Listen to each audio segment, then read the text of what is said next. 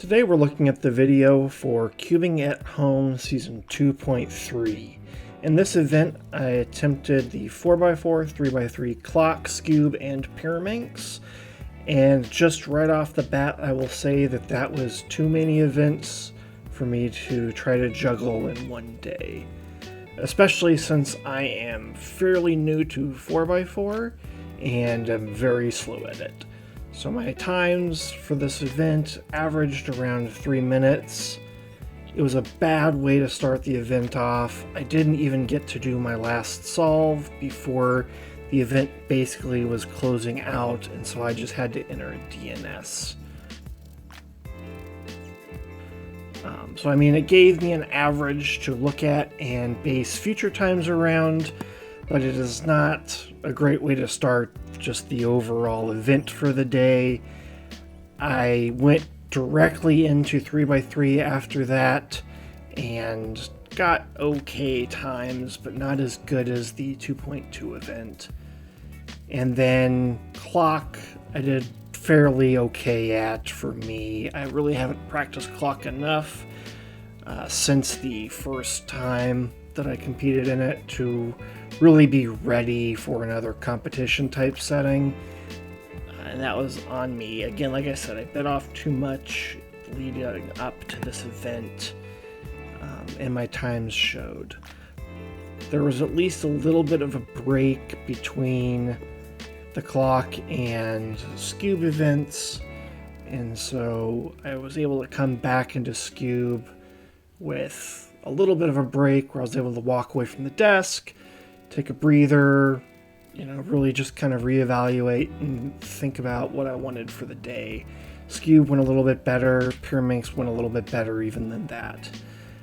So I closed out the day doing okay. I got some average times in 3x3 that I'm not super disappointed with, but I wanted to record this audio because it has been a while and I have taken a stab at this multiple times, and I haven't been happy with any of the voiceovers on it. And I think a lot of that just comes down to, in the first event, I set a baseline. In the second, I did better across the board. And then in the third, I kind of regressed a little bit. And so it's not a great narrative, at least moving forward, of this progress of getting better all the time. But I wanted to be honest with you all and still just post this video to say that I'm trying to show you what is actually happening, what is really going on in my journey. And right now I have kind of bottomed out due to a lack of progress. It's been harder and harder to get under that 30-second barrier for 3x3. It's been harder to average around that 10-second consistently for 2x2. And I'm struggling to get under 3 minutes regularly with 4x4. I feel like even my 5x5 times are starting to get as fast, if not faster, than 4x4, which I just don't know what to do about that. I think part of it is that the parity cases on 4x4 really throw me, and it takes me a second to think through them, or I have to reference it in a worst case scenario when I'm not timing things or doing an event. But it's just not been a smooth path forward, and so it kind of pulled some of the wind out for my sails in terms of getting these videos finished, posted, and moving on to the next one. And I think that's okay. I don't think that any part of this journey or any part of any learning story is smooth. You take 2 steps forward, 1 step back almost all the time. And that was true, especially when I look back and reevaluate how I got better at the Friedrich method. I started to learn that, and my times went substantially slower than they were currently with just the layer by layer method, and it was frustrating. My times are now twice as fast as it was at the peak of my beginner method. And so that work paid off. And so I'm trying to remind myself that that's going to be the case a lot of the time. You know, it's not always going to be a smooth upward trajectory. There's going to be bumps in the road. I've seen that as well with learning chess. You know, every time I take a spike up, I drop about halfway back down to where I was just previously. It's typical, it's normal, but it just doesn't feel good in the moment. And I think that has been exacerbated especially by the fact that I've had a lot of life changes going on while all of this is happening. I have changed jobs. I have had to deal with, setting up new healthcare stuff along with that job change. I had to have a break in seeing my therapist because of all of those shuffles. It just has not been a smooth spring for me. And so I shouldn't expect that my learning trajectory would be smooth either.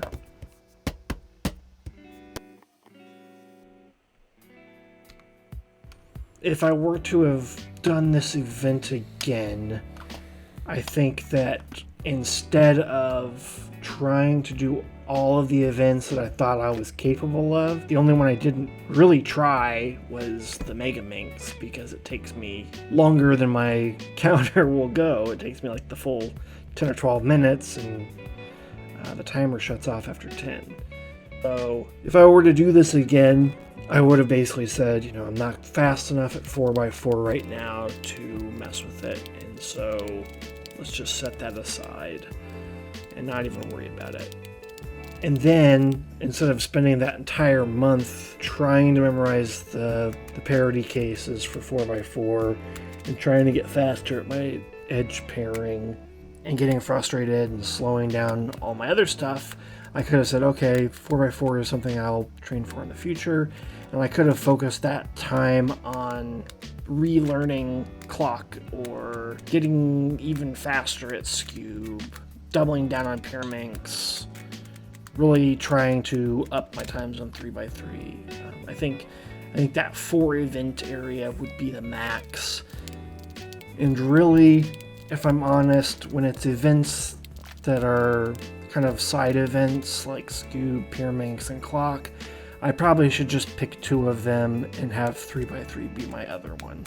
And that way, I can keep doing a daily practice on 3x3 for a while and do a few solves on the others, like every other day or whatever, to just drill, the algorithms that I need to keep in my head or whatever.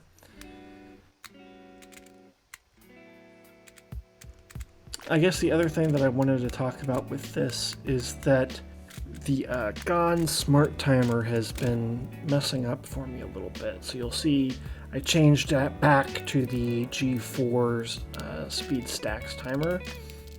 For whatever reason, if I'm using my GON timer and it's not on a hard surface, it seems to not want to stop right away.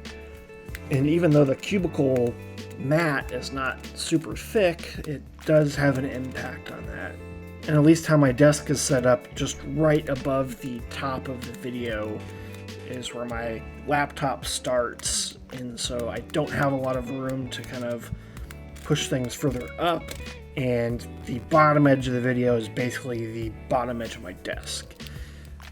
And so with that kind of square style mat, I either have to choose that it's going off one direction, getting cut off so that the timer can sit on the desk, or I have to choose to use like a smaller mat or a non-branded mat. And at least for the Cubing at Home, where it's sponsored by the Cubicle, I wanted to at least have their logo front and center to, at least show my appreciation for them helping put on this event.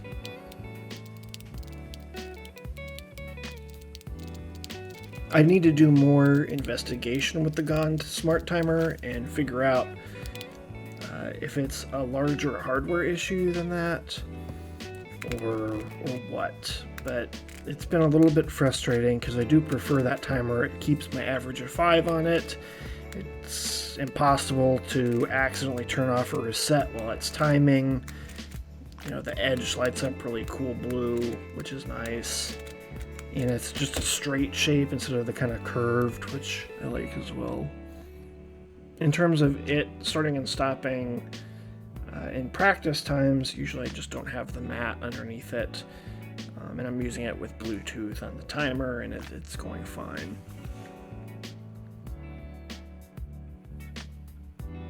So this point, which we're at by now in the video, is where I was able to get around a 30-minute break between events that I wasn't competing in Skewb.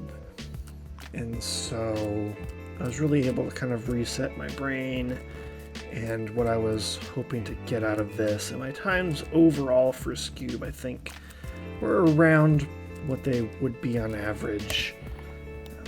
I would really like to get better at Skewb. I've been trying to learn how to do the sledgehammer, where you can kind of do it one-handed on the front side, but I've been struggling a little bit with getting that down.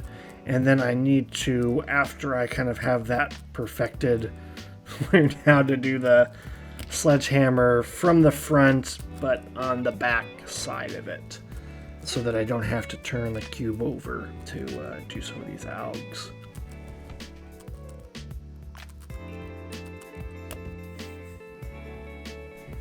I think before the next Skewb event that I compete in, that's my big goal, is to really just get down those two kind of fixes to my method of solving it. Otherwise, I'm trying to start with white down every time so that I can move directly into solving the yellow face. And overall, it's been going pretty well. It took a little bit of time to relearn how to solve it that way, just how it does kind of when you are using the daisy method on 3x3 and then change to doing it where white's facing down and you're just solving the cross right away. But definitely it pays off on 3x3. I think definitely it'll pay off in the long run on Skewb as well. You know, I'm a far way away from being able to one-look it, but I'm at least getting better where I can figure out how to solve the white face fairly quickly every other time or so. I would have liked more solves under 30 seconds, but considering how the day was going, I was very happy that I had some consistent times that were coming in about where I would hope.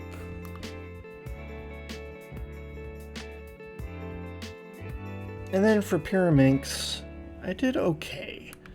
There were some cases that I was very slow to recognize, but overall I was pretty happy. I keep going back and forth between practicing on the Gone and the Bell V1 that I got my partner. The Bell sits in our bedroom, so it's easy to just pick up and mess with. And there are some things that I kind of like about it that have me wanting to purchase the V2 just to see, you know, if that really is going to be a better one than the Gone is. I don't know if it would be. I'm pretty happy with the Gone overall, but I'm always looking for improvements. You know, I have, for instance, I have the Gone 2x2. They're 251 enhanced, and as good of a cube as it is, I do not use it as my main, and I rarely practice with it. I really like the MGC Elite 2x2. It just feels great, and then the Dion 2x2 also is just spectacular. And similarly, you know, outside of 3x3s, I don't really use Gone for the other N-by-N cubes. So maybe their days are numbered. I doubt it, but just want to check out the competition and see what's out there and what styles I prefer. So at the end of this, I compare 3x3 times over all the events to my Skewb. Obviously getting a little bit better and more consistent, which I'm happy with, but hopefully before the next event I can practice a little bit more, get my head in a better space, and really just focus on a couple events instead of trying to do as many as I possibly can that are as part of the event. I learned my lesson here, and like I said, it didn't help that all these life changes and life events were going on as well. But anyway, thanks for listening to me ramble. Sorry there was such a huge gap between my last upload and this. Hopefully I'll be back on track now. But thanks for watching. Remember to like, subscribe, and hit the bell for notifications every time I post a new video. Thanks, happy cubing, and see you soon. Bye.